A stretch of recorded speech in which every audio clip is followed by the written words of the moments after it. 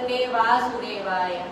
श्रीराम रामेति रामेति रमे रामे मनोरमे सहस्रनाम तत्तुल्यं राम नाम वरानने।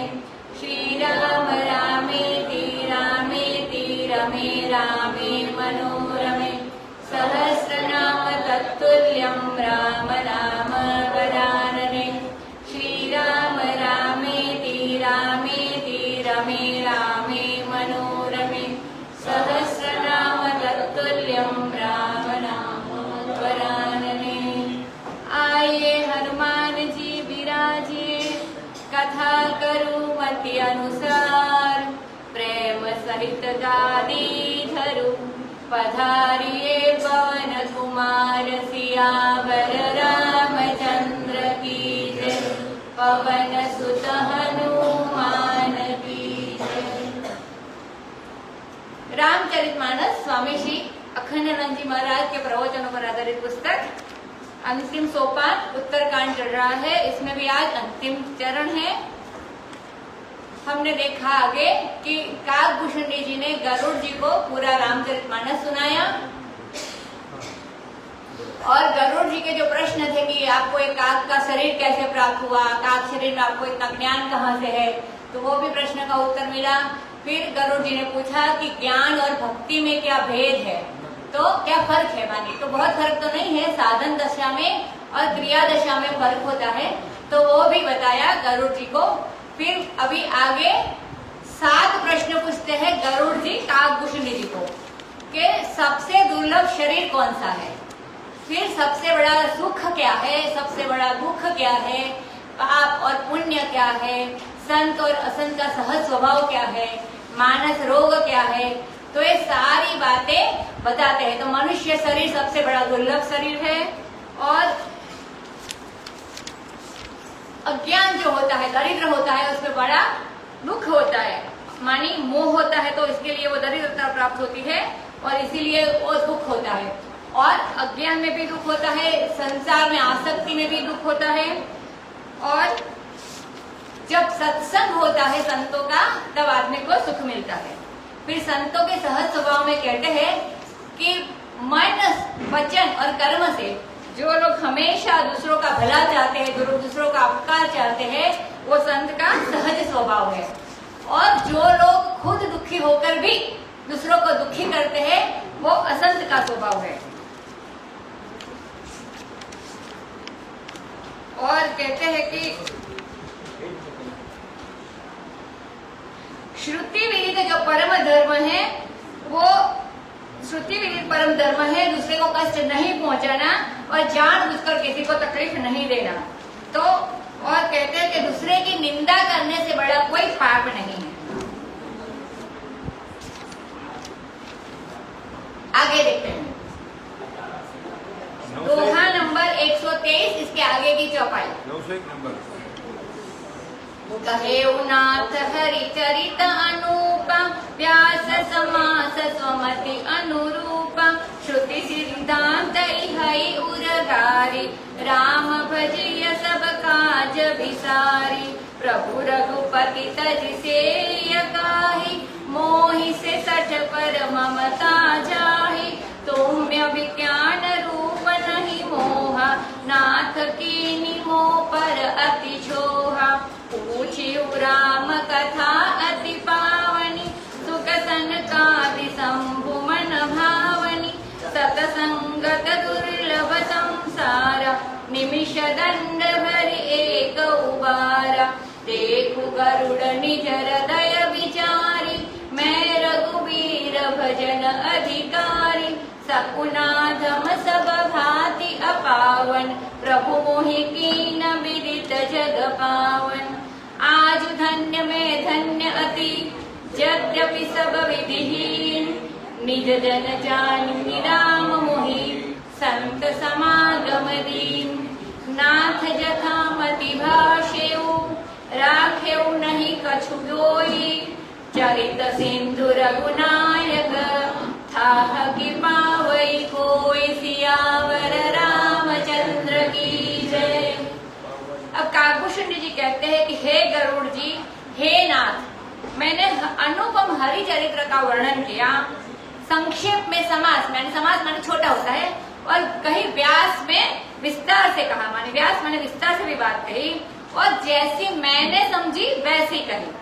भागवत में आता है यथोदितम जथावति, माने जैसा मैंने अध्ययन किया और जैसा मैंने समझा वैसा मैंने आपको बताया, और उसमें से भी जितना अपनी मति में समझ में आया। हे गरुड़ जी, श्रुति का यही सिद्धांत है कि सब काम भुलाकर रामचंद्र जी का भजन करना चाहिए, कामना छोड़कर भजन करना चाहिए। ऐसा नहीं काम धंधा छोड़कर भगवान का भजन करना चाहिए। संस्कृत के ये शब्द जो है कामना, वासना, लिप्सा और तृष्णा, लिप्सा मानी हमेशा खत्म न होने वाली जो कामना होती है वो, तो कामना, वासना, लिप्सा और तृष्णा, तो इनमें ज्यादा लोग नहीं समझते हैं। वह तो कहते हैं कि सब काम धंधा छोड़कर भगवान का भजन करो। यह जो शब्द विसारी है इसका माने भूलना है, माने कामना को विसार कर नहीं, काम को विसार कर आपको भगवान का भजन करना है। सो रघुपति राम, रघुपति सरीखे प्रभु को छोड़ करके और किसकी सेवा करे? बोले रघुपति में ऐसी क्या विशेष बात है? बोले हमारे सरीखे पर, कालभूषण जी कहते हैं कि हमारे सरीखे शठ पर जो भगवान ममता रखते हैं, हमारे सरीखे दुष्ट को भी, कि जो पक्षियों में अधम है, कौवे को पक्षियों में अधम बोलते हैं, अभी तो नहीं होगा कालभूषण जी है तो हमारे सरीखे दुष्टों को जो पक्षियों में अधम है, ऐसे में जो कहते हैं ये ऐसे काग को, ऐसे कालभूषण जी को कहते हैं कि ये मेरा है, तो मुझे भी जो मेरा समझे, मैं इतना हीन हूँ, दीन हूँ, तो मुझे भी जो मेरा समझे उसका भी कोई भजन न करे, उससे बढ़कर अभागा कौन होगा? तो हे गरुड़ जी, मैं यह नहीं समझता कि आपको मोह हो गया था, क्योंकि मोह होने के कारण ही गरुड़ जी को शंकर जी ने भेजा था कालभूषण जी के पास रामचरित्र का श्रवण करने के लिए। तो कहते हैं कि मैं नहीं समझता कि आपको यह मोह हो गया था, और आप मेरे पास अपने मोह निवारण के लिए आए थे। तुम तो खुद विज्ञान स्वरूप हो, तुम सामध्वनि ही गरुड़ का शरीर हो। सामध्वनि माने जो आपका शरीर सामवेद के संगीत के समान है। तो सामध्वनि शरीरस्त्वं वाहन परमेष्ठिनः, तो आप परमेष्ठिन माने परमेश्वर के वाहन हो, और सामवेद के ध्वनि के समान हो। तो नारायण के वाहन हो, उनका शरीर प्राकृत नहीं है, उनका शरीर दिव्य है, और वे भगवान के नित्य पार्षद है, उनको मोह भरा कैसे होगा? तो आप क्यों आए हो? अपने आप से बोलते हैं कालभूषण जी। तो लेकिन स्वामी आपने मेरे पर छोह किया, माने आपने मेरे पर स्नेह दिखाया, आपने मेरे पर वात्सल्य दिखाया। अभिप्राय यह हुआ कि यह कौवा भी काव काव करना छोड़ करके भगवत गुणानुवाद सुनाएगा, गाएगा, इसके लिए तुम मोही बन करके ये पूछने के लिए आए। हकीकत में तुमको मोह नहीं हुआ था, क्योंकि यह तो रामचंद्र की महिमा है, उसमें सब लुभा जाते हैं। और दूसरे, तुम विज्ञान रूप, विज्ञान माने जो ब्रह्म में आया तो वैज्ञानिक इसको कहते, सब में जो ब्रह्म देखते हैं इसको वैज्ञानिक कहते हैं। तो तुम विज्ञान रूप होकर भी हमारे मुंह से उसको बुलवाना चाहते थे, रामचंद्र हमारे मुंह से बुलवाना चाहते थे, और तुमने अत्यंत पावनी, हृदय को शुद्ध करने वाली राम कथा के संबंध में मुझे प्रश्न किया। बोले गरुड़ जी कहते हमको मोह न होता तो प्रश्न क्यों करते? तो कहते हैं कि क्योंकि राम कथा जो है ये शिव का माने इंद्र, सनत आदि जो बड़े बड़े ऋषि मुनि हैं, और शंकर जी जो स्वयं भगवत रूप है, उनके लिए भी ये रामचरित कथा मन भावनी है, मन को लुभावनी है। यह तुम्हारे लिए मन भावनी क्या है? तुमको तो इसमें दिलचस्पी है, तो ये जानते हुए भी, माने गरुड़ जी को कहते तुम जानते हुए भी अनजान बनकर तुमने ये मुझे प्रश्न किया। देखो कालभूषण जी का कितना प्रेम है, यह है संत की दृष्टि। खुद संत है, लेकिन अपने शिष्य को भी ये नहीं समझते हैं कि अज्ञानी है, ये जीव है, वह यही समझते हैं कि ये गरुड़ जी विज्ञान रूप है और यही ब्रह्म स्वरूप है। उस पर भी उनकी ब्रह्म दृष्टि है। सचमुच इस संसार में सत्संगति अति दुर्लभ है। आदमी चाहे तो इस दुनिया में जहर भी ले ले, और चाहे तो इस दुनिया में से अमृत भी ले ले। भगवान ने अमृत और विष दोनों को घोल कर ही ये सृष्टि बनाई है। तो जो विष का कीड़ा होता है वो हर जगह से विष निकाल लेता है, और जो अमृत का प्रेमी होता है वो हर जगह से अमृत निकाल कर ले लेता है।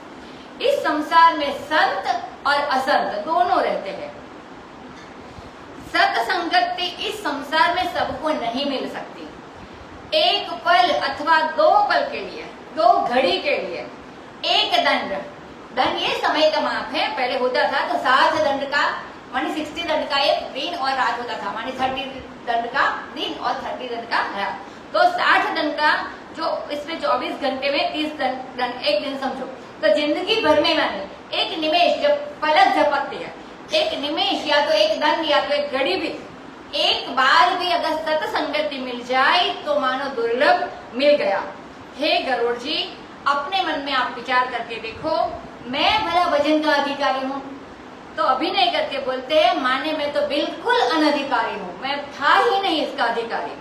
लेकिन प्रभु की महिमा है इसी में। तो गीत को भी जो सदगति भगवान ने दी थी जटायु को, तो इसलिए भगवान की महिमा है। तो मैं मुझ जैसे अनधिकारी को भी मैं अपने साथ ले लिया, अपने गोद में ले लिया। तो कहते हैं कि जो मांस बख्शी गीध है, अधम गीध है, उसको भी अपने गोद में ले ले।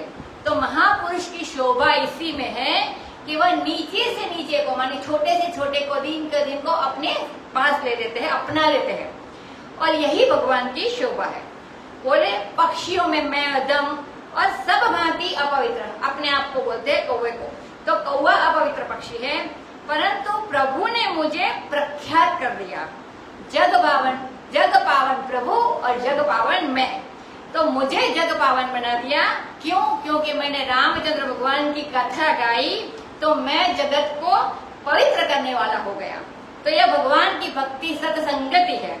यह सबको सुलभ नहीं है, बहुत दुर्लभ है। जो जन्म जन्म के पुण्यात्मा होते हैं उनको यह मिलती है। कहते हैं कि यदि यह भक्ति मिल गई, सत्संग मिल गया, तो समझो भगवान की बड़ी कृपा हो गई। जैसे भगवान के पेट में सारी दुनिया रहती है।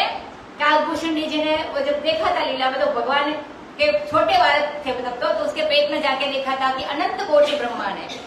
तो वैसे महात्मा के पेट में भी सारी दुनिया रहती है, जैसे भगवान के पेट में।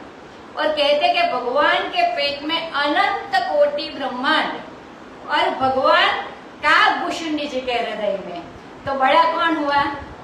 अनंत कोटि ब्रह्मांड से बड़े राम, और राम जी को भी अपने हृदय में धारण करे तो वह भक्त उनसे भी बड़ा हुआ।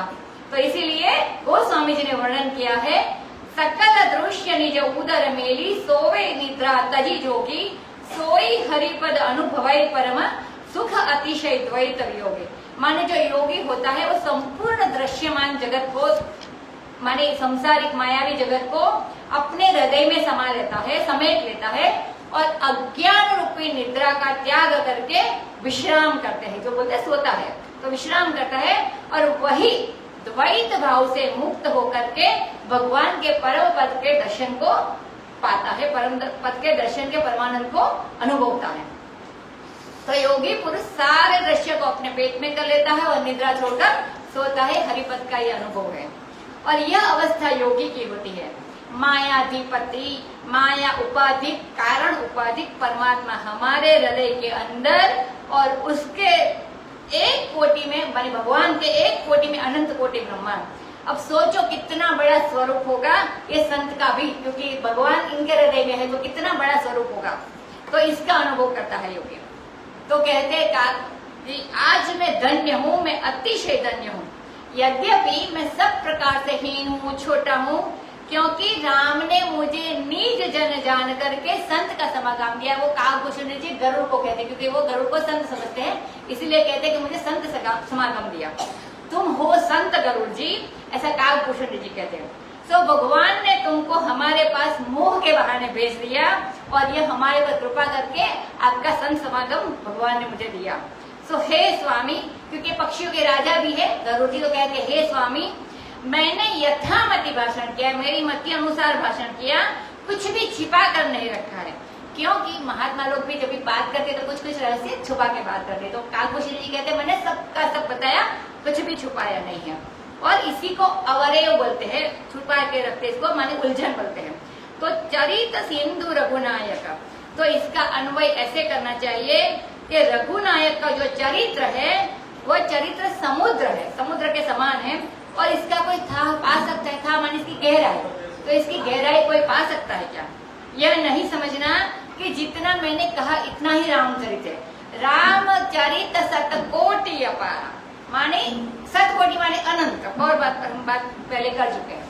आगे कहते हैं, सुमिरि राम के गुण गण गान, नाना पुनि पुनि हरस भुसुंडी सुजाना, महिमा निगम नीति कर गाई, अतुलित बल प्रताप प्रभुदाई, शिव अज पूज चरण रघुराई, मोह पर कृपा परम मृदुराई, अस सुभाव कहु सुनऊ न देखऊ, एहि खगेश रघुपति समलेखऊ, साधक सिद्ध विमुक्त उदासी, कवि कोविद कृतज्ञ सन्यासी, जो तापस ज्ञानी धर्म निरत पंडित विज्ञानी, तरहि न बिनु से मम स्वामी, राम नमामि नमामि नमामि, शरण गए मोसे अगरासी, होए शुद्ध नमामि अविनाशी, जासु नाम भव भेषज,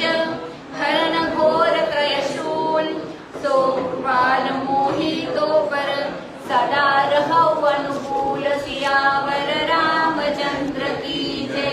सुनु कुसुंडी के वचन शुभ, देखी राम पद नेह, बोले प्रेम सहित गिरा, गरुड़ विगत संदेह, सियावर रामचंद्र की जय।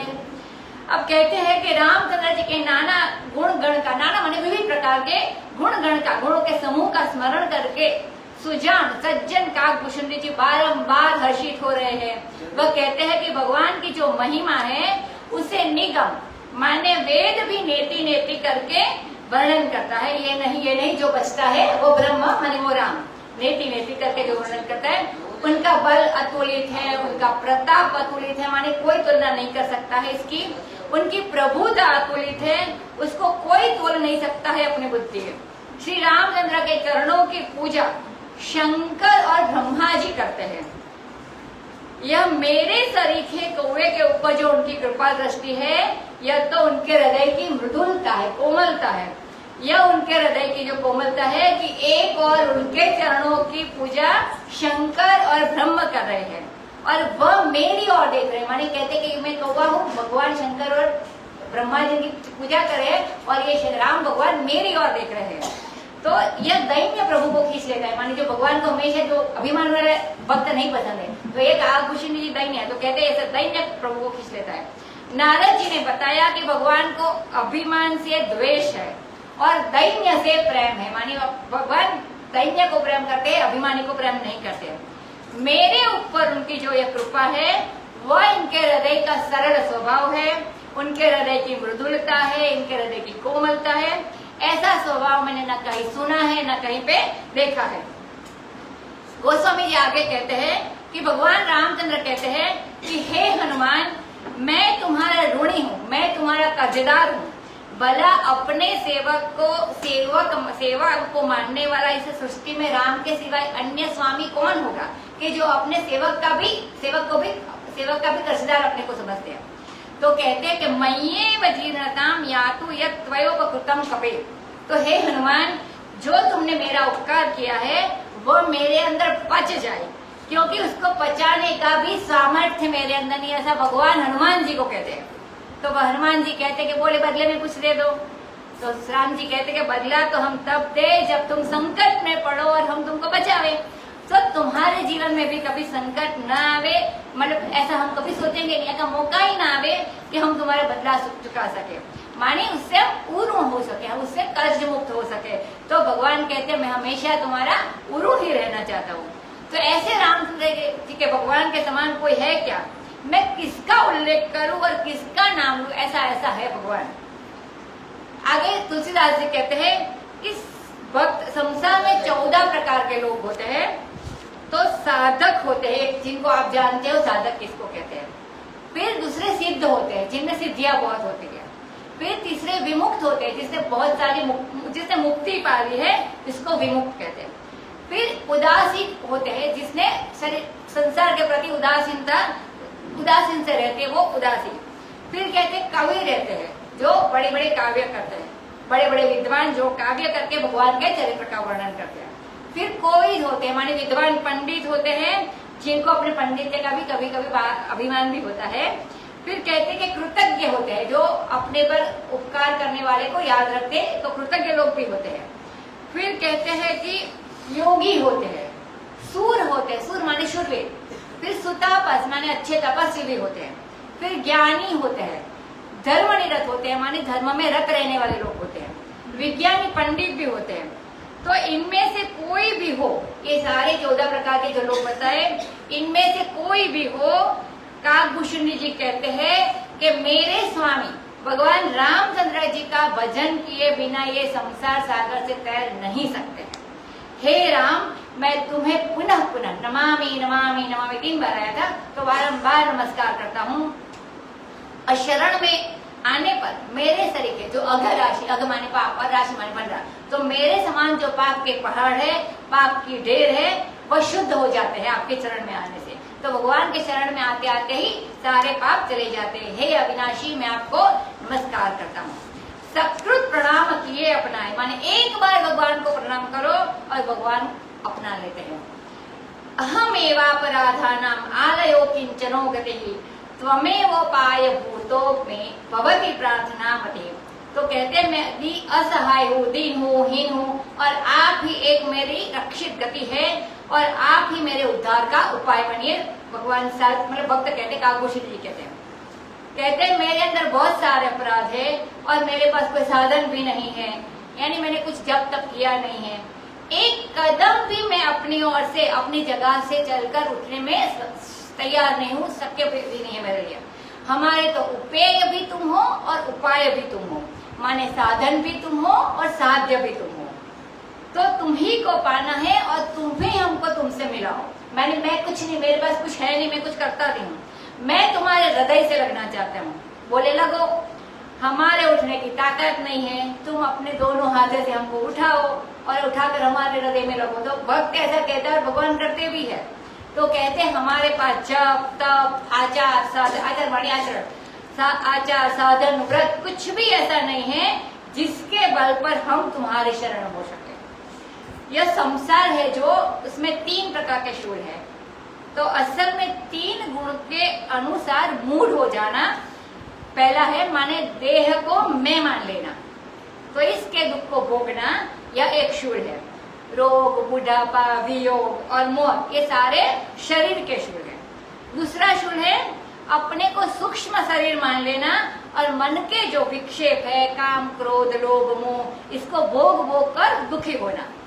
तीसरा क्या है कि थोड़ी शांति शांति आ गई है, सारा थोड़ा जब तप किया तो थोड़े सद्गुण आ गए, थोड़ा मन एकाग्र हो गया और थोड़ी समाधि करने लगे, थोड़े ध्यान करने लगे, थोड़ी सिद्धि मिलने लगी और शांति से बैठ गए कि हम बड़े मजे में, हमें कोई और कुछ नहीं चाहिए। तो कहते हैं अब भगवान की क्या जरूरत है? तो यह भी एक शूल है। क्यों? हमको भगवान की मतलब शांति से बैठना, भगवान को मिले बिना बैठना, ये भी एक शूल है। परमात्मा से जुदा रहकर शांत बैठना, वह भी एक शूल है। क्योंकि जो ये शांति वो टिकाऊ नहीं है, शाश्वत नहीं है, परमानेंट नहीं है। तो कहते हैं कि तामस शूल है देह में अहम भाव, कि ये मेरा देह को मैं मान ले रहा। फिर कहते हैं राजस शूल है वो सूक्ष्म शरीर में अहम भाव, और सात्विक दशा में जो अहम भाव है। तो तीनों प्रकार के शूल स्वामी जी ने बताए। तो कहते कि भगवान का नाम लो, यही भवरोग का भेषज है, मानी भवरोग की वही औषधि है। इसमें ये औषधि लोगे भगवान नाम की, तो ये तीनों शूल मानी मूढ़ता, धीर, घोरता और शांतता से आप सब छुट जाते हो। उन जिनके नाम में ये दवा भरी है वही कृपालु हमारे ऊपर, तुम्हारे ऊपर सदा अनुकूल रहे, ऐसी प्रार्थना करते हैं। और यह आशीर्वचन है काकभूषणी जी का गरुड़ जी के लिए, कैसे भगवान हमेशा हमारे पर और तुम्हारे पर अनुकूल रहे। अब काकभूषणी जी के वचन सुनकर और रामचंद्र के चरणों में उनका प्रेम देखकर गरुड़ के सारे संदेह कट गए थे। वैसे तो पहले बार जब उनकी एरिया में नील पर्वत पर पहुंचे तभी संदेह चला गया था, क्योंकि काकभूषणी जी को वरदान मिला है कि उनके पास तो 100 योजन तक, ये जहाँ राम कथा होती है तो 100 योजन तक जो भी होता है उसका संदेह मिट जाता है। तो पर लेकिन सारे संदेह कट गए और वो गरुड़ जी प्रेम सहित बाणी बोले, नष्टो मोह स्मृति लब्ध, जैसे अर्जुन जी कहते हैं। और परीक्षित ने भी भागवत सुनकर के कहा था कि अज्ञानम च निरस्तम में ज्ञान विज्ञान निष्ठया भवता दर्शितम क्षेमम परम भगवान पदम। तो माने आपने भगवान के परम कल्याण माने भवता दर्शितम माने आपने भगवान के परम कल्याणकारी पद के मुझे दर्शन करा दिया, ऐसा परीक्षित जी कहते हैं। तो मेरा सारा अज्ञान भी दूर कर दिया। अब पक्षियों के राजा गरुड़ है और जैसे मनुष्यों के राजा परीक्षित है वैसे ये पक्षियों के राजा है। और जैसे अर्जुन को भी मोह हुआ था वैसे ही गरुड़ को भी मोह हुआ। आगे बताएंगे क्या मोह हुआ था, सब जो आते हैं उनको तो पता है। परंतु भेद क्या है दोनों के मुंह में कि अर्जुन को संसार के संबंध में मोह हुआ था और गरुड़ को भगवत दर्शन के संबंध में भगवत संबंध से मोह हुआ था। अब जब मेघनाथ ने नागपाश में बांधने की लीला की थी, मतलब बांध दिया था राम जी को, तो नागपाश में बंधने की जो लीला भगवान ने की थी तो देखकर गरुड़ के मन में आया था कि जिन नागों को मैं खा सकता हूँ, खा जाता हूँ, वे ईश्वर को बांधते हैं, तो फिर ये ईश्वर कहाँ पर है। तो ऐसा उसको मोह हो गया था, क्योंकि नारद जी ने उसको भेजा था कि तुम भगवान के ये बंधन काट के आ जाओ, और गरुड़ है तो शत्रु होते हिसाब से तो उससे खा लिया। लेकिन उसी समय से उसको मोह हो गया था कि मैं ऐसे नाग को खा जाता और भगवान इससे बन जाते तो ये ईश्वर नहीं है, तो ये मनुष्य समझते थे। क्योंकि अब भगवान बंधे क्यों थे, तो कहते हैं कि या उनके ध्यान में नहीं आया कि ईश्वर कभी बंधता नहीं, अपने को बंधा सा दिखता है, खुद में असल में बनता नहीं है। क्योंकि ब्रह्मा जी ने वरदान दे दिया है वो मेघनाथ को कि जो भी नागपाश का वरदान दिया था, तो ब्रह्मा जी के वरदान को झूठा करे ईश्वर, अपने भक्त के वचन को झूठा करे, तो भक्त के हाथों भी बंधने के लिए जो भगवान तैयार रहते हैं वो भक्त के वचन को झूठा कैसे कर सकते हैं। तो इंद्र जिस नागपाश में बंध गए थे, इंद्र को भी बांधा था वो, तो इंद्र जिस नागपाश में बंध गए थे उससे अगर भगवान रामचंद्र मनुष्य का नाटक करते हुए, मनुष्य की लीला करते हुए न बंधे तो देवता का भी तिरस्कार होता है जिसने वरदान दिया है वो, तो इसीलिए भगवान बंध गए थे। और दूसरा उनको मनुष्य जन्म था तो मनुष्य को भी पुरवार करना था कि रावण के साथ लड़ने से पहले। और कहते हैं कि तो भगवान का भी मन यही था कि गरुड़ जी तो हमारे वाहन है और इनका भी जो अहम है रह गया है तो वो भी जाकर के सत्संग करे और सत्संग से अपने मोह को निवृत्त करे। तो एक इससे भगवान ने बहुत सारे का वो कल्याण कर दिया। तो वैकुंठ में रहने से, भगवान का वाहन होने से और नित्य पार्षद होने से अज्ञान की निवृत्ति नहीं होती है। तो ये मानते हैं कि ऐसा हो जाए, ऐसा नहीं होता है। गरुड़ या ब्रह्मा होने से भी अज्ञान की निवृत्ति नहीं होती है। तो अज्ञान की निवृत्ति तो होती है सत्संग से होती है, और संत कहते ही उसको जो निर्विशेष है। निर्विशेष माने जो गुण और आकार को हमेशा, आकार के भेदों को पार करके हमेशा वो भगवान के साथ, ब्रह्म के साथ एक सा ही रहने का जो अनुभव करता है, अपरिवर्तनीय, उसको निर्विशेष कहते हैं। तो ये निर्विशेष ब्रह्म से जिसने अपने को एक जाना उसका नाम संत।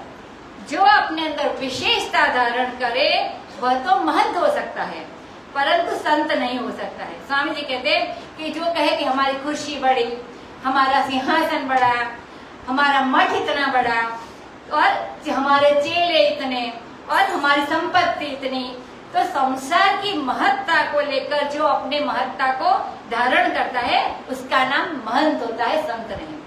जो संसार की किसी की भी विशेषता को स्वीकार न करके केवल परमात्मा से एकता का जो अनुभव है वही जिसका स्वरूप है उसको संत बोलते हैं।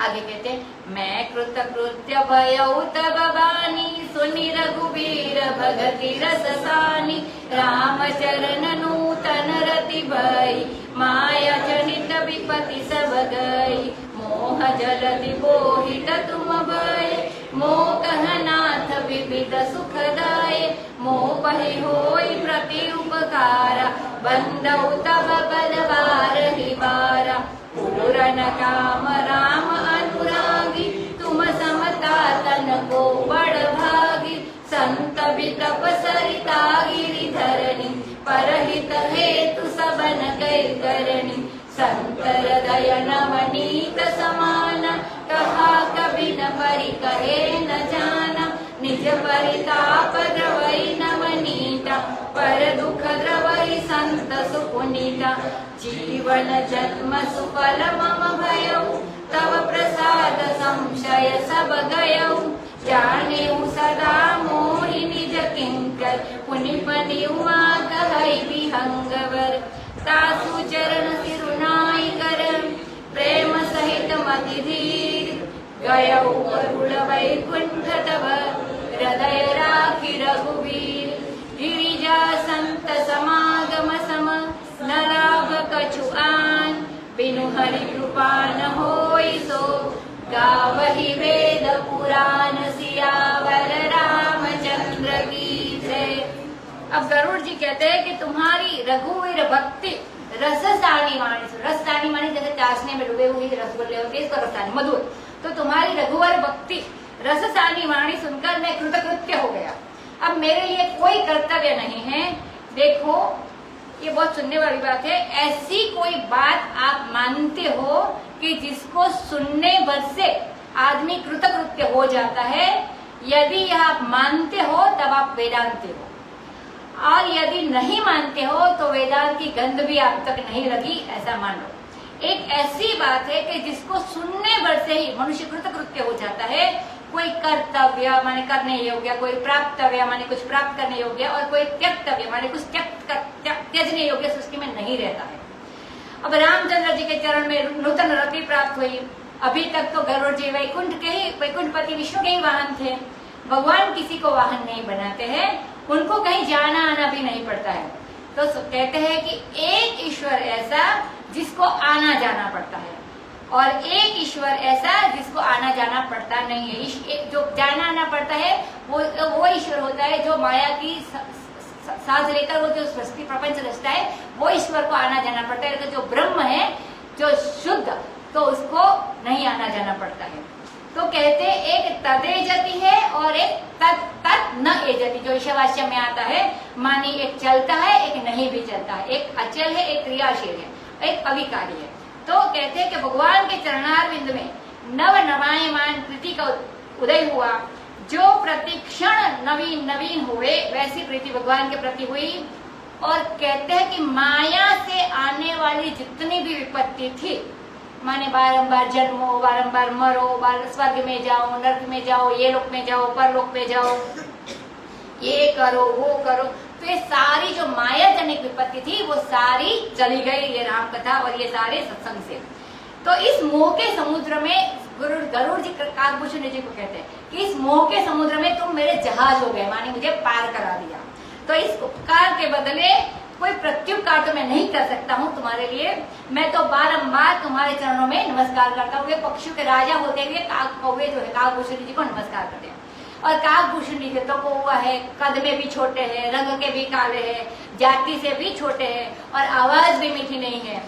तो स्वामी जी कहते उदाहरण देके कि एक सज्जन एक दिन हमसे कहे कि स्वामी जी आप क्या कथा करते, रामायण सुनाते हो? हमने तो विष्णु दिगंबर के मुंह से जो संगीत सुना है, सचमुच वह तो अमृत बरसाते थे। मानिए अपने मुंह से वो जो भी बोल देते थे वो अमृत होता था। तो स्वामी जी कहते हैं कि संगीत की बात दूसरी होती है और इसके अभिप्राय को समझना ये भी दूसरा होता था। तो बोले एक में मिला दिया भगवान और एक में माया मोह से छुड़ाकर परमात्मा का साक्षात्कार करा दिया। तो बोले भाई सबकी कुछ न कुछ कीमत भी चुकानी पड़ती है, केवल लो लो कुछ दो नहीं, ऐसा थोड़ी चलता है। तो बोले इतनी बड़ी वस्तु के जिससे परमात्मा का साक्षात्कार हुए उसके बदले क्या दे? तो गरुड़ जी कहते हैं बंदव तव पद बार ही बारा। तो ये पक्षियों का सम्राट होकर भी इससे बड़ा और कोई पक्षी भी नहीं है। तो इनको भगवान की इतनी कृपा प्राप्त, और भगवान के वाहन है, जहाँ जाए तो रेडी रहते, तो इतनी कृपा प्राप्त है। और वो कौवे के चरण में लोटपोट हो रहा है, इतना बड़ा सम्मान कौवे को दे रहे हैं। तो कहते ये लोग जो चिल्लाते हैं कि ये लोग धर्मात्मा बने, लोग सदाचारी बने, इसके लिए बड़ी बड़ी भारी सभा करते हैं, बड़े बड़े व्याख्यान का आयोजन करते हैं। तो स्वामी जी कहते हैं पहले जो सदाचारी बनता था समाज में कोई, तो उसको एक ख्याल तो रहता था कि हमको स्वर्ग मिलेगा मरने के बाद। माने अब जो भी बाबू बोलते हैं माने सदाचारी बनो, तो वही कहते कि स्वर्ग है ही नहीं, तो मरने के बाद कुछ मिलेगा ही नहीं, तो ऐसा कर स्वर्ग का छेद उड़ा दिया। नहीं तो व्यक्ति पहले सोचता कि अभी तो सदाचारी बनकर थोड़ी तकलीफ झेल ले, लेकिन बाद में तो स्वर्ग मिलेगा, तो वहां पर खुशी मिलेगी, सुख मिलेगा। तो उनकी बात को एक खुद काट दी और मरने पर भी अंतःकरण भी नहीं होता, ऐसा भी लोग कहते हैं, तो पुनर्जन्म होता ही नहीं है। तो ऐसे जो अलग अलग बात गलत गलत कहते इसकी बात करें तो बोले पहले जो सदाचारी होते थे इनकी बहुत इज्जत समाज में की जाती थी, और बोले अब तो वो बात नहीं है, कुर्सी पर हम दाहिने और बैठे, सबसे ऊंचे बैठे और सदाचारी, तो उसकी कोई वैल्यू नहीं है। उसको हुक्म देंगे कि तुम सदाचारी बनो, कुछ करेंगे नहीं। तो समाज में विनिमय में भी माने कुछ लेना देना होता है, तो समाज विनिमय में भी कोई किसी को कुछ देगा नहीं।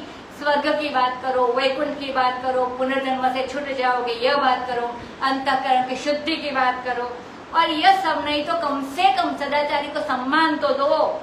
इसका मतलब यह हुआ कि पक्षियों के राजा जो गरुड़ थे उसने एक कौवे को भगवत चरित्र का प्रेमी होने के कारण इतना सम्मान दिया कि बारंबार उसके चरणों में वो लोटपोट हो रहा है, और यही अपने अहं का बलिदान है, ये नमस्कार नहीं, जो इतना अहंकार शून्य हो रहा है वो।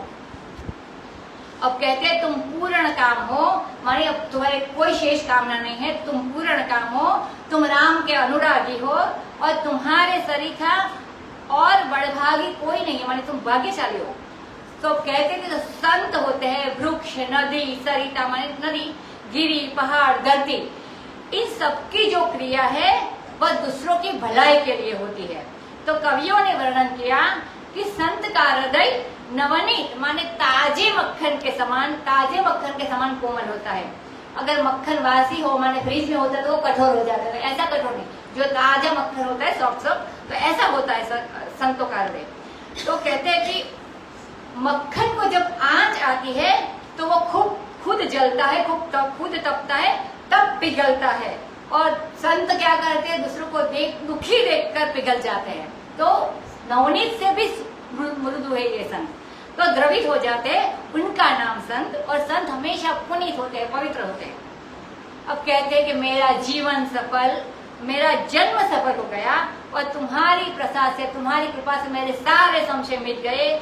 गरुड़ जी बोलते हैं कि कागी जी तुम यह समझना कि ये गरुड़ जैसे हमेशा भगवान के सामने हाथ जोड़े रहता है, सेवक है भगवान के, तो कि वैसे मेरे सामने भी हाथ जोड़कर खड़े रहता है, ऐसा तुम समझना, माने जब भी चाहिए तो बुला लेना, और कभी कोई भी आज्ञा देकर हमको कृतार्थ करना, क्योंकि तुमने मेरे सारे संशय मिटा दिए हैं और इतना संत का उत्साह कर दिया, भगवान के चरणों में प्रीति कर दी।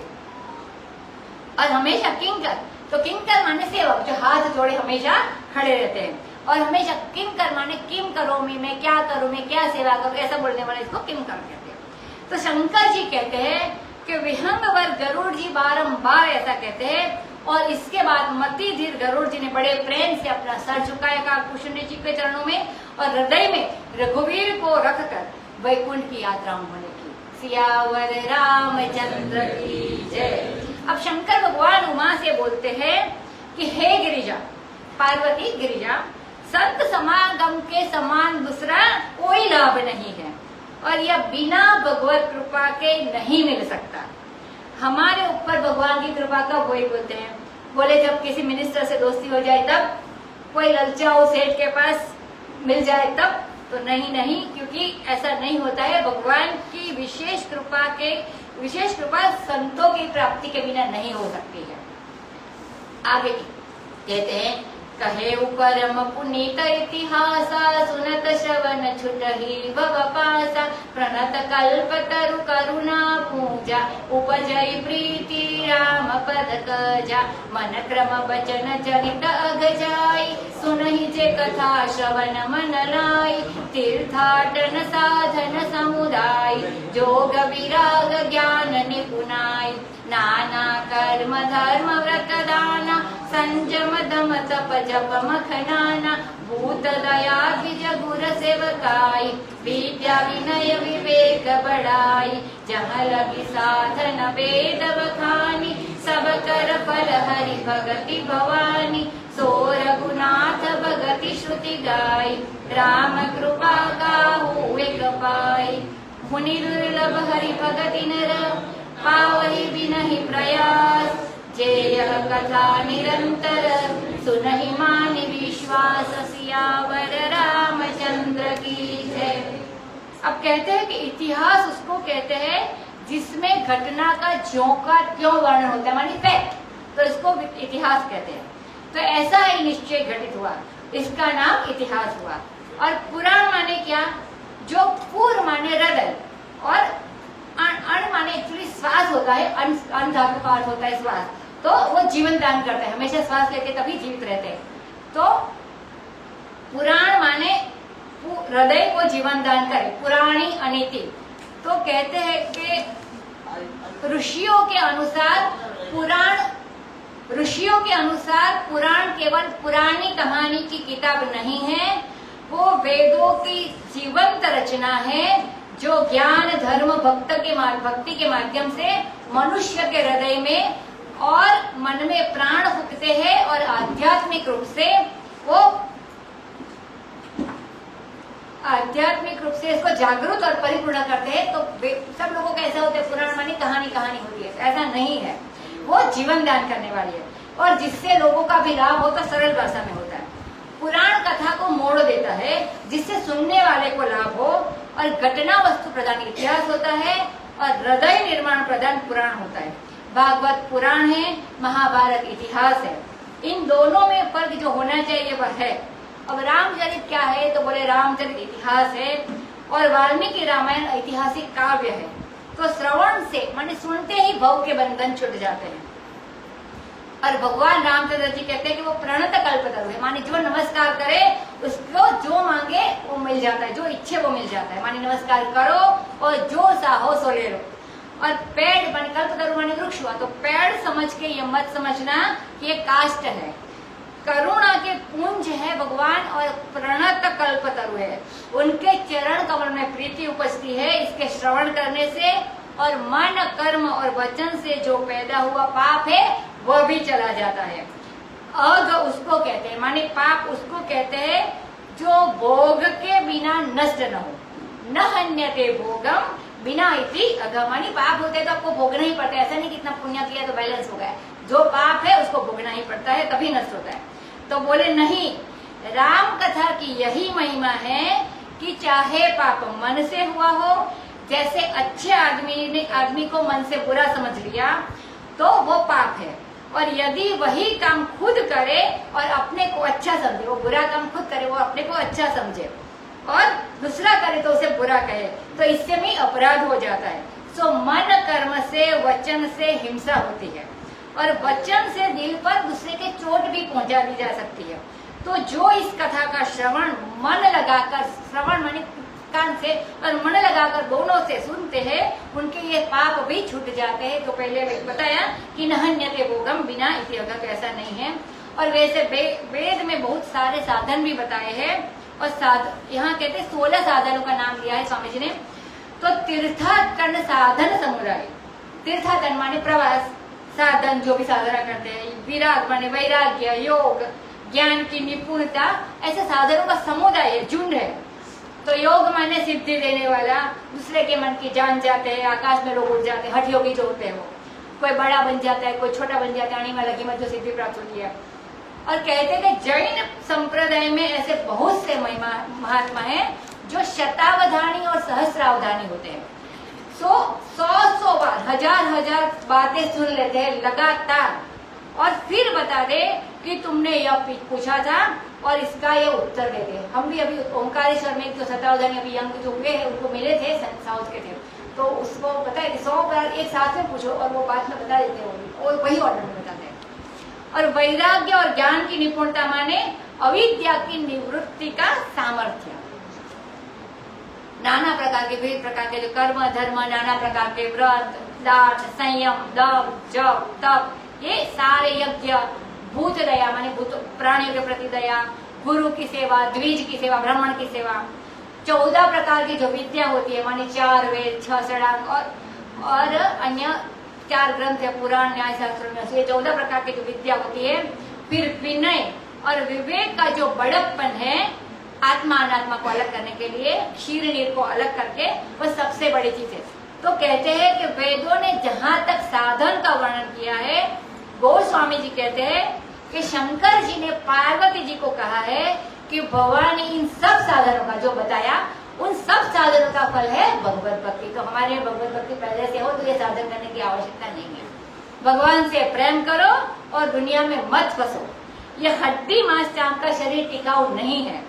यह धन दौलत एक दिन जाने वाली है और सारी कीमतें जो कल थी वह आज नहीं है, जो आज है वो कल नहीं होगी और जो कल बनेगी वो परसों नहीं होगी। संस्कृतियां बदल जाती है, राज्य के विधान बदल जाते हैं, कितनी क्रांतियां होती है, कितनी उथल पुथल होती है, दुनिया पलट जाती है। जिसको कभी धर्म समझते हैं बाद में उसको अधर्म भी कहते हैं और जिसको अभी अधर्म कहते हैं उसको धर्म भी समझ रखते, तो इतना हो जाता है। लेकिन इसमें सबका फल एक है और वह है कि जो अनंत अद्वितीय अंतर्यामी प्रभु राम है उनके चरणों में अगर प्रेम होवे, माने संसार में कहीं भी राग द्वेष न होने पावे तो आप बच जाओगे। अगर संसार में फंसोगे तो दुख ही दुख पाओगे। आगे कहते हैं कि श्रुति ने बताया है कि सबका फल रामचंद्र भगवान की भक्ति है और राम की कृपा से किसी एक को मिलती है, सबको नहीं मिलती है, क्योंकि सबको भक्ति नहीं मिलती है। लोग अनेक पंथ की कल्पना कर लेते हैं, कलयुग में मोह के कारण ऐसा होता है, तो वेद विरुद्ध, वेद के सम्मत नहीं होते। वैसे भी अनेक नाना प्रकार के पंथ की कल्पना कर लेते हैं, मैंने बताते भी है वैसे। और देखो यह जो परमात्मा प्रमाण अंतर से अज्ञात है वह प्रमाण अंतर से बाधित नहीं हो सकता। आगे आएगा इसका प्रमाण। जो ईश्वर साइंस के द्वारा माना जाएगा यह ईश्वर, और जब साइंस दूसरा मोड़ लेगा तब वह बाधित हो जाएगा, क्योंकि ये साइंस से प्रूफ था। तो अगर साइंस बदल जाता है तो ईश्वर भी नहीं रहता है। और यंत्र के द्वारा जो चीज निकाली गई तो माने इससे बढ़िया यंत्र को मिलेगा तो इससे अलग चीज हो जाएगी। आंख से देखी कोई चीज होगी, जब उससे आंख तेज मिलेगी तो बुद्धि के द्वारा जो चीज देखेगी और उससे ज्यादा बुद्धि होगी तब ये सारी बदल जाएगी ये चीजें, तो माने परिवर्तनीय है। और यह परमात्मा यंत्र है, आंख या बुद्धि पर चढ़ने वाला नहीं है, जो पहले साइंस से प्रूव किया वो वाला नहीं है। यह तो अनुभव स्वरूप है। यह दूसरे प्रमाण से जाना भी नहीं जाता है, वो प्रमाण अंतर की बात यहाँ पर है। यह दूसरे प्रमाण से जाना भी नहीं जाता है और दूसरे प्रमाण से काटा भी नहीं जाता है। इस बात को जानकर भगवान के चरणों में प्रेम करना, यह तो कहू कहू वृष्टि सारदी थोरी को एक पाव भगति जिमी थोरी, माने जैसे शरद ऋतु में थोड़ी थोड़ी बारिश कभी कभी हो जाती है, वैसे कोई विरला, कोई दुर्लभ व्यक्ति ही मेरी इस भक्ति को प्राप्त कर सकता है। वैसा चरित माना थे तुलसीदास जी कहते हैं। मुनियों के लिए जो दुर्लभ जो भगवान की भक्ति है वह मनुष्य को बिना किसी प्रयास के भी मिल जाए। कब?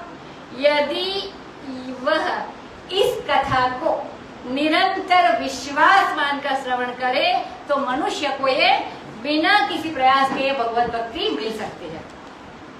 आगे कहते हैं, सोई सर्वज्ञ गुणी सोई ज्ञाता, सोई महिमंडित पंडित दाता, धर्म परायण सोई कुल त्राता, राम चरण जाकर मन राता, नीति निपुण सोई परम सयाना, श्रुति सिद्धांत नीक तेरी जाना, सोई कवि कोविद सोई रणधीरा, जो छल छाड़ी भजई रघुबीरा, धन्य देश सोई जय सुरसरी, धन्य नारी पतिव्रत अनुसरी, धन्य सो पुनीति जो करई, धन्य सो द्विज निज धर्म न डरई, सो धन धन्य प्रथम गति जाकी, धन्य पुण्य रतमति सोई पाकी, धन्य धरी सोई जब सतसंगा, धन्य जन्म द्विज भगति अभंगा, सो कुल धन्य उमा सुनु, जगत पूज्य सुपुनीत, श्री रघुवीर परायण जेहि,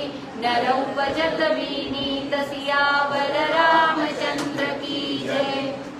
अब कहते हैं वही सर्वज्ञ है, वही गुणी है, वही ज्ञाता है और वही महिमंडित पंडित है, जो माने जिससे धरती की शोभा बनती है। मही माने पृथ्वी और मंडित माने शोभा और पंडित, तो कौन सा पंडित कि जो जिससे धरती की शोभा बनती है।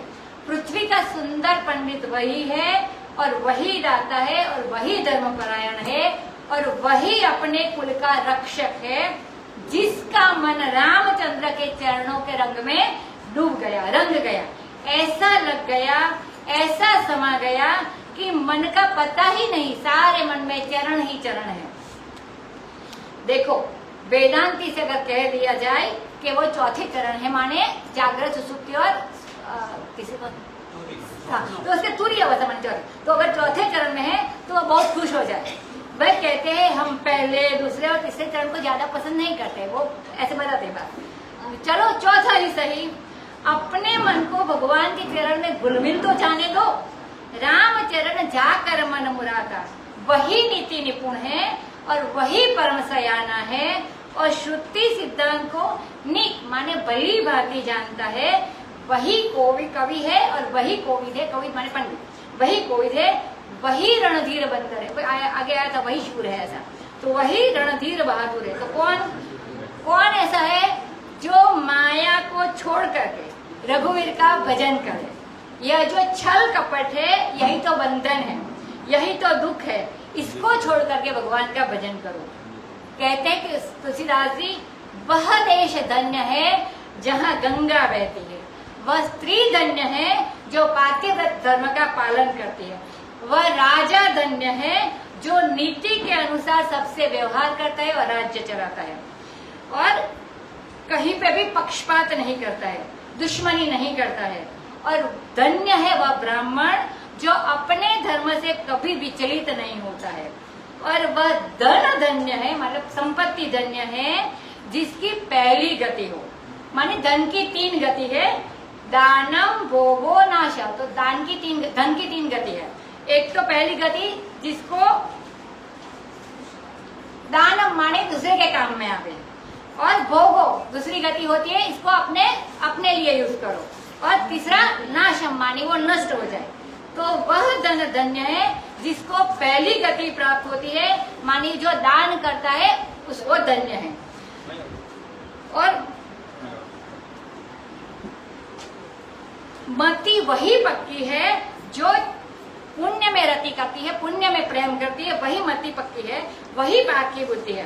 और वह गड़ी धन्य है जीवन में जब सत्संग मिलता है, और वह जन्म धन्य है जिसमें जो द्विज माने ब्राह्मण है, बुद्धिजीवी है और वेद के स्वाध्याय करने वाले हैं, जो ब्रह्म ज्ञानी है, उनके प्रति अभंग प्रीति उदय हो, माने अटूट प्रीति, अखंड प्रीति उदय हो, तो वो जन्म धन्य है। और हे उमा सुनो, शंकर जी पार्वती जी को कहते वह कुल धन्य है, तो जगत में वह कुल पूज्य है, वह कुल परम पवित्र है जिस कुल में श्री रघुवीर परायण और विनीत माने विनय मनुष्य का जन्म होता है, वह कुल धन्य है। मति अनुरूप कथा में भाषी यद्यपि प्रथम गुप्त करी राखी, तव मन प्रीति देखी अधिकाई, तव मैं रघुपति कथा सुनाई। यह न करियव हठशील ही जो मन लाई, न सुन हरि लीलहि कहि लोभी क्रोध ही कामी, जो न भजई सचराचर स्वामी।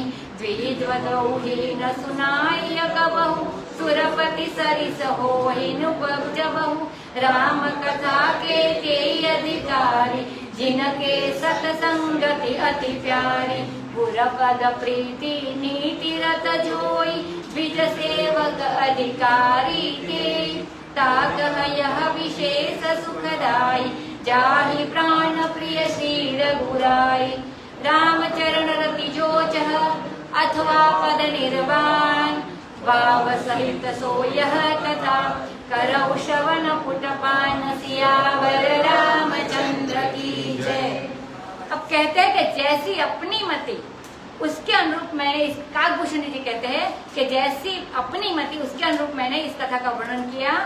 सॉरी, ये शंकर भगवान उमा जी को कहते हैं कि यद्यपि पहले यह कथा मैंने गुप्त करके रखी थी, मैंने बना तो दी थी लेकिन लोगों में जाहिर नहीं किया था। तो शंकर जी कहते हैं कि तुम्हारे मन में, पार्वती जी को तुम्हारे मन में अधिक प्रीति देखकर, राम के प्रति अधिक प्रीति देखकर मैंने ये तुमको रघुपति की कथा सुनाई है। कहते कि जो हठशील है, जो जिद्दी है, जो शठ है, जो कृपण है, तो शठ माने जो दुनिया का कुछ भी छोड़ने को तैयार नहीं है, इसको शठ कहते हैं। यही इस शब्द की व्युत्पत्ति है, माने यहीं से ये शब्द आया है, शठ शब्द। तो उसको यह कथा मत कहना। जो शठ है, जो जिद्दी है, जो कृपण है, उसको यह कथा मत कहना। जो लोभी है, जो क्रोधी है, जो कामी है, उनको भी यह मत कहना। जो चराचर स्वामी भगवान का भजन न करे, उसको भी यह कथा मत कहना। भले ही कोई इंद्र के समान राजा हो, लेकिन अगर वो ब्राह्मण द्रोही हो तो उसको भी कभी ये कथा मत सुनाना। राम कथा के वे अधिकारी है जिनको सत्संग से प्रेम हो, वह सुनेंगे तो उनके हृदय में जो काम, क्रोध आदि जो दोष है, इनकी निवृत्ति हो जाएंगी और वे अधिकारी हो जाएंगे। जो गुरु पद के प्रेमी हैं और मर्यादा के अनुसार चलते हैं, और जो द्विज सेवक है, माने जो ब्राह्मण सेवक है, वे इस कथा के सुनने के अधिकारी है।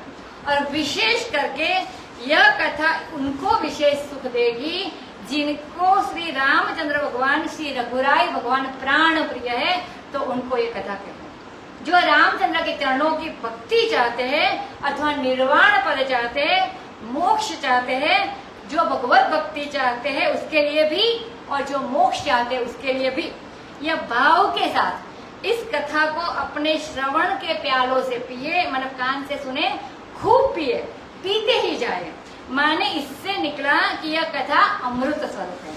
आगे कहते, राम कथा गिरिजा में वरनी, कलिमल समनि मनोमल हरनी, संस्कृति रोग सजीवन मूरी, राम कथा गावहि श्रुति सूरी, एहि महरुचिर सप्त सोपाना, रघुपति भगति घेर पंथाना, अति हरि कृपा जाहि पर होई, पाऊ देई एहि मार्ग सोई, मन कामना सिद्धि नर पावा, ये यह कथा कपट कजिकावा, कहहि सुनहि अनुमोदन करहि, ते गोपद इव भवनि धरहि, सुनि सब कथा हृदय अति भाई, गिरिजा बोली गिरा सुहाई, नाथ कृपा मम गत संदेहा, राम चरण उपजे नवनेहा, मैं कृतकृत्य भई उपब, तव प्रसाद विश्वेश,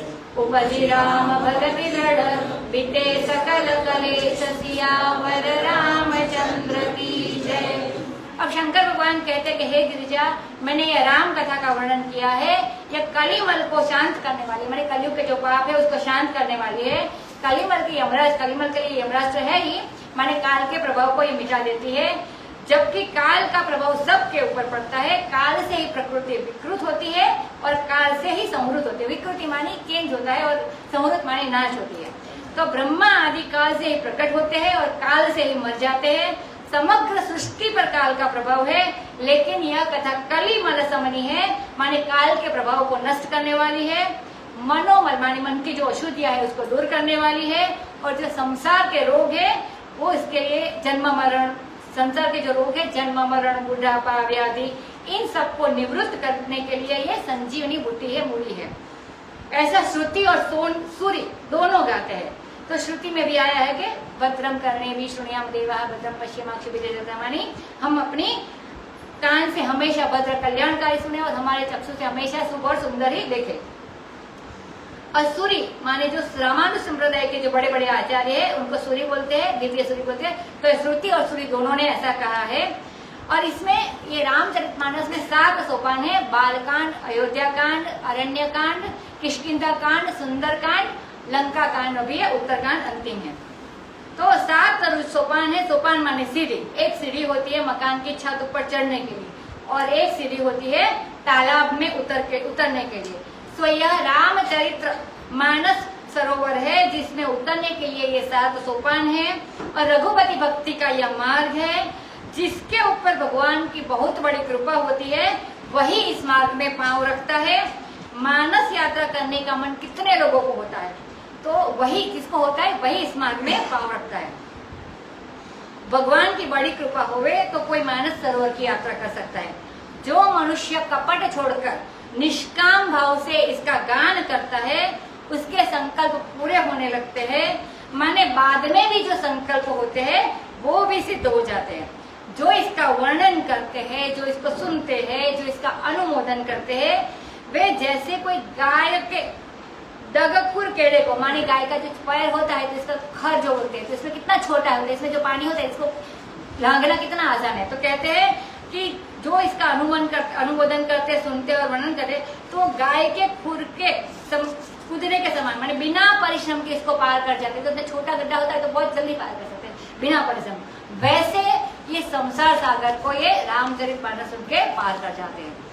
अब गौरी गिरिजा ने यह सारी कथा सुनी और उनके हृदय को बहुत अच्छी भी लगी।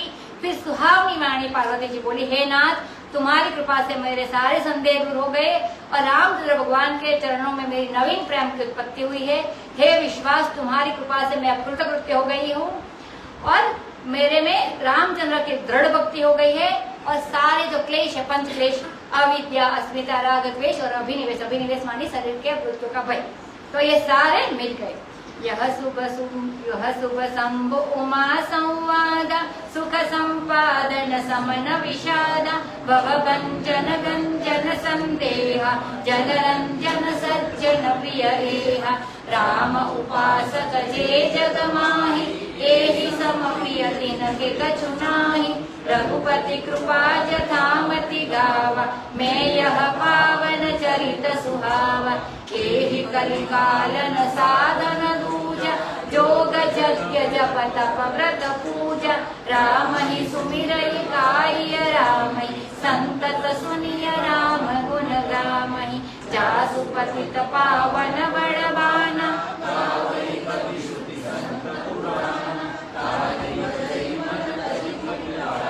राम भजे गति के नहीं पाई न के ही गति पतित पावन, राम भजि संसठ मना, गणिका अजामिल व्याध गिद अजाति खल तारे गना, आबीर जमन किरात कस स्वपचादि अति अगरूप जे, कही नाम बारक ते पावन, हो ही राम नमामि ते, रघुवंश भूषण चरित यह नर, कहरि सुनहि जे गावहि, कलिमल मनोमल तोय विनुषम, राम धाम सिधावहि, सत पंच चौपाई मनोहर जानि, जो नर पुर धरे, दारुण अविद्या पंच जनित, विकार श्री रघुवीर हरे, सुंदर सुजान कृपा निधान, अनाथ पर कर प्रीति जो,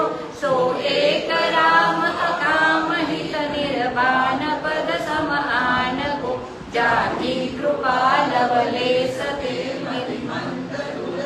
दास हूँ पायो परम विश्राम, राम समान प्रभु नाही कहूँ, मोह समदीन नदीन हित, तुम समान रघुवीर, अस विचारि रघुवंश मुनि, भरहु विषम भववीर, कामिहि नारि प्रियारि जिमि, लोभिहि प्रिय जिमिदाम, तिमि रघुनाथ निरंतर प्रिय, लागहु मोहि राम सियावर रामचंद्र की जय। अब आगे भरत और याज्ञवल्क्य का जो संवाद है उसको पूरा करते हैं। इसमें पहले पार्वती और शिव का संवाद पूरा हुआ। यह शुभ शंकर और उमा का संवाद है और यह सुख का संपादन है, विषाद का समन है। यह जन्म मृत्यु का जो चक्कर है उसका भंजन करने वाला है और जो मन के संशय है, जो संदेह है, उनको मिटाने वाला है और जो सदाचार और सद्गुण को अपनी बुद्धि द्वारा समर्थन करे। यदि वह ऐसा चाहे तो कभी कोई गलती हो भी जाए तो भी भगवान उसको माफ कर देते हैं और जो अपने दुर्गुण और दुराचार का अपनी बुद्धि द्वारा समर्थन करता है कि मैंने बिल्कुल ठीक किया, तो उसको भगवान भी नहीं माफ करते हैं और भगवान भी नहीं सुधारते। जब उसकी बुद्धि सत्संग से शुद्ध होगी तब वह शुद्ध होगा। गलती से ही कोई दुराचारी या दुर्जन नहीं होता है। गलती का समर्थन करने से दुर्गुणी निराचारी हो जाता है। जो रास्ते में चलता है उसका पांव कभी कभी फिसल जाता है, यह कोई बड़ी बात नहीं है। लेकिन जब मनुष्य बुद्धि से उसका समर्थन करने लगता है तब वो भ्रष्ट हो जाता है। आज के कलयुग की दुर्दशा है कि लोग दुर्गुण और दुराचार को धारण भी करते हैं और फिर चाहते हैं कि विज्ञान के अनुसार हमारा आचरण है। काम वासना पूरी न करे तो विज्ञान की दृष्टि से रोग हो जाएगा, ऐसा बोलेंगे तो विज्ञान को भी उसमें घसीट लेते हैं। बोले विज्ञान यह कहता है कि मन को यदि रोकोगे तो पागल हो जाओगे, जो विज्ञान का नाम लेकर जो अपने दुराचार दुर्गुण दुर्भाव का समर्थन करते हैं और बोलते हैं कि हम बड़े बुद्धिमान हैं कि हमने बेईमानी की माने जो पैसा आएगा उससे बाल बच्चे सब खूब मजे से रहेंगे, तो ऐसे अपनी बेईमानी का जो समर्थन बुद्धि द्वारा करते हैं ऐसे को दुर्जन बोलते हैं। और वह स्वभाव मूल से ही दुर्जन होता है। भला सज्जन तो जो भला काम करना चाहता है और कभी उसके पांव फिसल जाए तो वो पछताता भी है और कहता भी है कि हाँ मुझसे गलती हो गई, और उसका समर्थन नहीं करता है। और यह जनरंजन सज्जन प्रिय, यह सत्पुरुषों के लिए प्रिय है जगत में राम भगवान। तो जगत में जितने श्री राम उपासक है उनके लिए ऐसी बढ़िया दूसरी कोई चीज है ही नहीं। सो मैंने यथामति इस रघुपति की कथा का गान किया। यह चरित्र पावन है और बड़ा सुंदर है। एक वस्तु वह होती है जिसमें पावनता तो होती है लेकिन सुंदरता नहीं होती है। और राम कथा तो पावनी भी है, पवित्र भी है और सुंदर भी है, सुहावनी भी है। इस कली काल में दूसरा कोई साधन नहीं है। दंभ मत करना, डोंग मत करना। जब बेईमानी करनी हो तो संसार को मिथ्या कह दिया, तो ईमानदारी से कोई दृढ़ता नहीं है। तो बेईमानी का समर्थन करने के लिए प्रपंच को मिथ्यात्व बताते हैं। ऐसा ज्ञान कौन सा साधन हुआ? तो ऐसे अपने अपने मन गढ़ लोग करते हैं। तो योग करते हैं तो निरोध नहीं होता है, समाधि नहीं लगती, प्रचार करने लगते हैं। आप ऐसा समझो कि एक समाधि लगाने वाले योगी का प्रचार से क्या संबंध होता है? कोई आवश्यकता नहीं होती है। साधना तो वह है जिसको जानने के बाद सारी वासनाएं अपने आप छुटकर गिर पड़े। इस कली काल में योग, यज्ञ, जप, तप, व्रत, पूजा कोई दूसरा साधन नहीं है। यदि वह है तो राम का स्मरण करो, राम नाम का गान करो, निरंतर राम के गुणगान का श्रवण करो। कलियुग जोग न यज्ञ न ज्ञाना, एक आधार राम गुणगाना। जिन भगवान राम का विरद, विरद माने नाम संकीर्तन, तो जिन भगवान राम का विरद बहुत पतित पावन है माने पड़े हो को पतित का उद्धार करने वाले, तो पतित पावन है, उनका ऐसा स्वभाव है, बाण है, आदत है। तो ऐसा कवि, श्रुति, संत जन और पुराण ऐसा गान करते हैं। तो उन राम का ऐसे जो बताया, इस राम का कुटिलता को छोड़कर भजन करो। ऐसा करने से भला कौन है जिसको सदगति प्राप्त नहीं हो सकती है? तो हे सठपन, तू सुन ले, किसने सदगति की प्राप्ति नहीं कर ली पतित पावन राम का भजन करके? माने सबको होती है। गणिका, जिसने अपने अज्ञान से क्षणिक सुख के लिए कई कई कल्पों का दुख का विचार नहीं किया, वह। अजामिल, जिसने अपनी पूरी जिंदगी में पाप ही पाप किया, वह। और वो व्याध माने जो शिकारी, जो अपने परिवार के मोह में, राग में हिंसा ही हिंसा करता था, वह। और वह गिद्ध भी, जो आमिष भोगी था माने वो मांसाहारी था। और जो वह गज, जो गज मोक्ष वाला, जो अपने प्राणों की रक्षा के लिए भगवान को कातर होकर पुकार लेता है। और भी कई पापी भगवान को एक बार भज लेने से तर गए हैं। अब कहते जाति की बात करते कि आभिर जाति, यवन जाति, किरात, खस और चांडाल। स्वपच माने चांडाल, तो आभिर, यवन, किरात, खस और चांडाल आदि जो अति अगरूप है माने वो पाप माने नीचे निम्न कक्षा के बोलते हैं, अगरूप है, पाप हुए, वे भी जिनके पावन नाम को लेकर पावन हो जाते हैं, ऐसे रघुवती को मैं नमामि माने नमन करता हूँ। इन रघुवंश भूषण श्री रामचंद्र के चरित्र का जो नर माने स्त्री पुरुष दोनों एक दूसरे से कहते हैं, सुनते हैं, गाते हैं, भजन करते हैं, वे इस कलिकाल के मल को माने दोष को और अपने मन के मैल को भी साफ कर के धो करके चमचमा कर खोकर बिना परिश्रम ही राम नाम जाता है। तो माने भगवान के, स्वामी जी कहते माने भगवान के पास जाए तो चमकते हुए जाए, तो ऐसे गंदे मैले ना जाए। सारा कहते कि अब आदमी जो होता है तो बड़े आदमी को मिलने के लिए जाते हैं तो अच्छे कोट वोट पतलून टाई सब कुछ लगा के जाते हैं मिलने के लिए, और खुशबू भी लगाते हैं, जैसे कमरा पूरा महक जाता है जाते हैं। अगर हमको भगवान से मिलने जाना है तो जरा साफ सुथरे होकर जाइए, माने उनका भजन करो, उनका स्मरण करो, अपने दिल को साफ रखो और देखो तुम्हारा चेहरा कैसा चमक जाता है। अब आगे बताते हैं कि जो 5 क्लेश है, अज्ञान, अस्मिता, राग, द्वेष और देह में अभिनिवेश माने मृत्यु का भय, ये 5 तो अविद्या है। यही 5 दुख है दुनिया में, और कोई छठा दुख नहीं है। 5 यह है माने कहते वो 7 5 चौपाई आई ना आगे तो ये जो कहते हैं कि तो ये 5 द्वेष, पर इसके लिए 5 चौपाई और 100 चौपाई मानस विकार हरण करने वाली, क्योंकि 5 जो अविद्या है, अभिनिवेश है, उसमें से और होते हैं, मानिए एक में से अनेक होते हैं, तो ऐसे बहुत सैकड़ों हो जाते थे। तो ये 5 के लिए 5 और बाकी जिनमें से जो पैदा होने वाले विकार होते हैं, तो इनके लिए 100 चौपाई जो मानस विकार हरण करने वाली है। तो इस अविद्या को हरण करने वाली बस इतनी ले लो और रघुवीर जी तुम्हारे सारे सब दुख मिटा देंगे। श्री रामचंद्र भगवान सुंदर है, आंख को मन को खींचने वाले और सुजान है, हृदय को पकड़ने वाले है, कृपा निदान माने हमारी कोई गलती हो तो उसको दूर करने वाले हैं, और जिसका कोई दूसरा नहीं है उसके ऊपर भगवान अपार प्रेम करते हैं। ऐसे स्वभाव वाला भगवान के अलावा कौन है?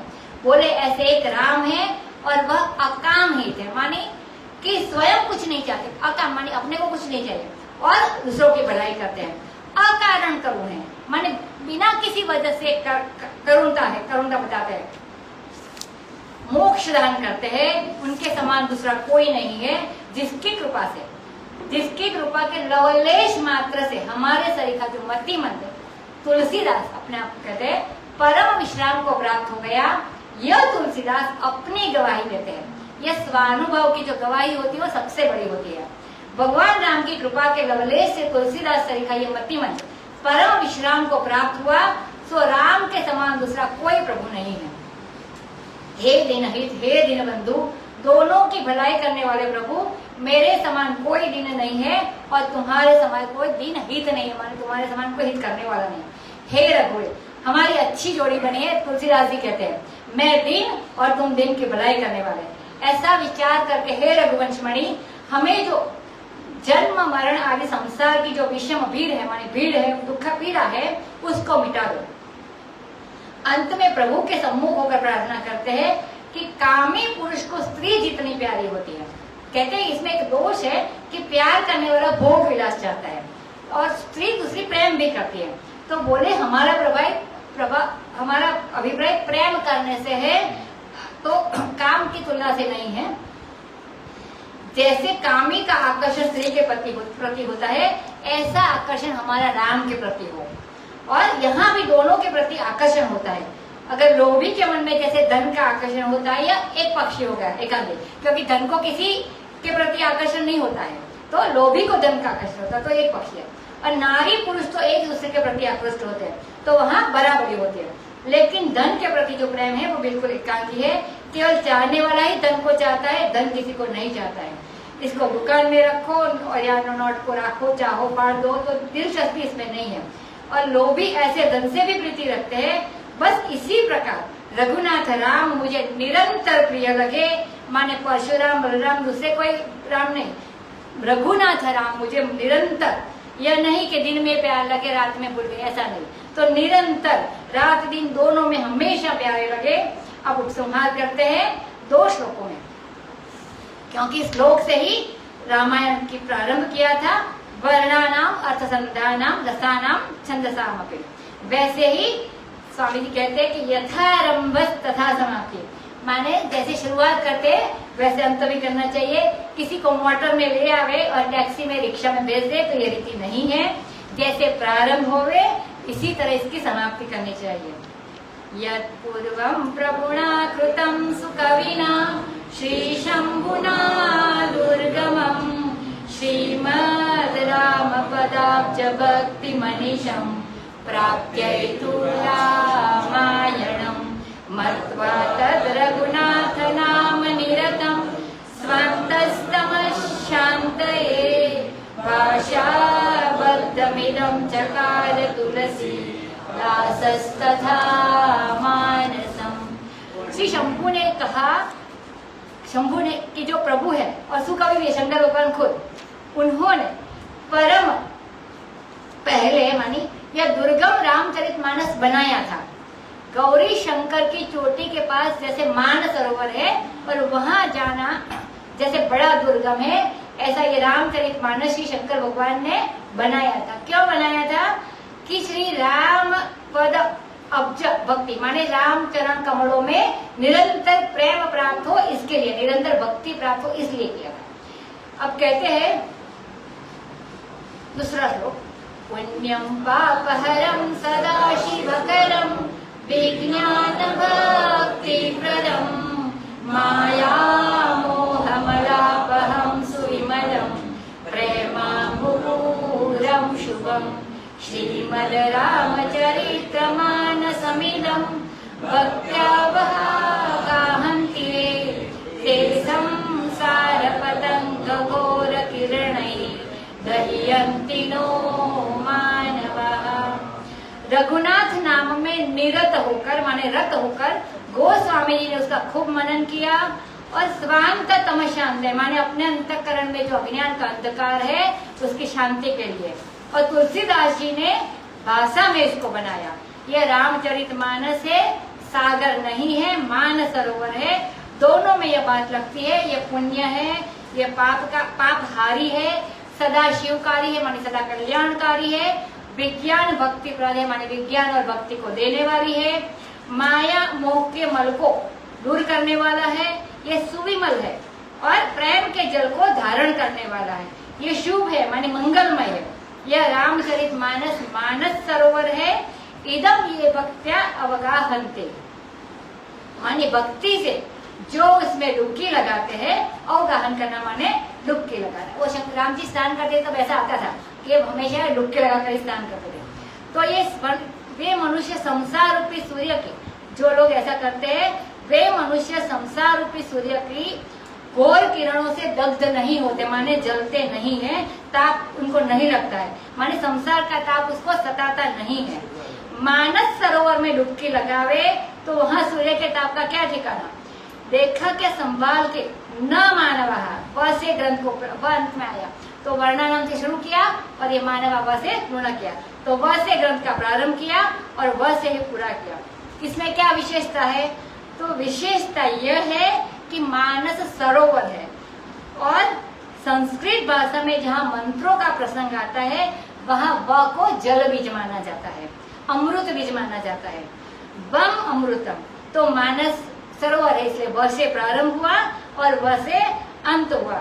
जैसे मानस सरोवर जल से ही प्रारंभ और जल से ही उसका अंत, वैसे ही यह रामचरितमानस वकार से प्रारंभ और वकार से उसका अंत, यह अमृतमय है। इसी प्रकार इति श्री रामचरितमानसे सकल कलि कलुष विध्वंसने अविरल हरि भक्ति संपादनो नाम सप्तम सोपान समाप्तः। शुभमस्तु मंगलमस्तु हरि ओम तत्सत्। इति श्रीमद् रामचरितमानसे सकल कलिकुल विध्वंसिने सप्तम सोपानः समाप्तः। प्रेम मुदित मन से कहो राम राम राम, श्री राम राम राम, राम राम राम, श्री राम राम राम। पाप कटे दुख मिटे लेत राम नाम, भव समुद्र सुखद नाव लेक राम नाम। परम शांति सुख निधान दिव्य राम नाम, निराधार को आधार एक राम नाम। परम गोप्य परम इष्ट मंत्र राम नाम, संत हृदय सदा बसत एक राम नाम। महादेव सतत जपत दिव्य राम नाम, काशी भरत मुक्ति करत कहत राम नाम। माता पिता बंधु सखा सब ही राम नाम, भक्त जनन जीवन धन एक राम नाम। श्री राम राम राम, श्री राम राम राम, श्री राम राम राम। रामचरितमानस की कथा भगवान गुरुदेव राम चिदानंद जी महाराज के इष्टदेव राम थे, तो इनको समर्पित करती हूँ। जय श्री राम। कथा જોરદાર ધ્વનિથી એમનું સ્વાગત કરો।